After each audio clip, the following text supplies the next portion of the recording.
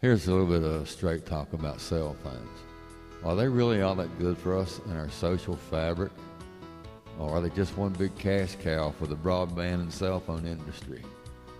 And let's talk a little bit about the health questions of how safe all this newfound microwave radiation soup that we live in, not by choice I may add, is doing to our health. The industry doesn't care. They take in billions a month from the cell phone systems, and the average bill being $60 to $70, $80, $100 a month. Look at everybody around you that has one of these phones. Look at the money these people are raking in. Okay, let's talk about the radio spectrum. The radio spectrum that they use belongs to the American people. It belongs to you and me. It doesn't belong to the FCC. It doesn't belong to Congress to give away. It belongs to the American people. TV broadcasters have always had to pay dues for the use of the spectrum. It seems like the cell phone industry is going to get by with very minimum. There will be no public service access usage fees paid by them. The only thing they'll be required to do is 911, which they're already doing. They help pay this country's debt for the use of our radio spectrum. I propose that the cell phone industry be treated the same way the TV broadcast industry has been treated all these years, and may have some public service debts to pay for the use of our spectrum. I propose anywhere from a 2 to 5% tariff on their profits every month, and goes straight to the national debt, and it cannot be used for any other purpose.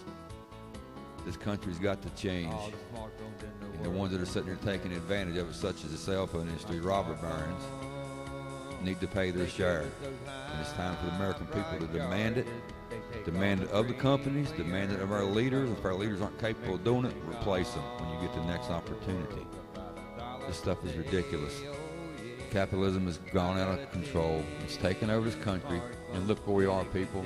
Our society is being ruined by cell phones. Our economy is being ruined by the greedy bastards on Capitol Hill, Wall Street, and the robber barons of industries like the cell phone and broadband industry. Does prices ever go down? No, everything always goes up because it's greed. They want more and more and more and more, and they don't know when to stop. The cell phone industry is a perfect example. They forced the TV broadcast industry to convert to digital just a few years ago. Billions of dollars was spent on that industry.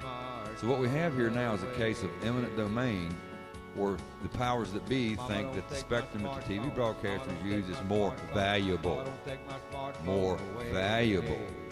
to them than it is to the TV broadcasters.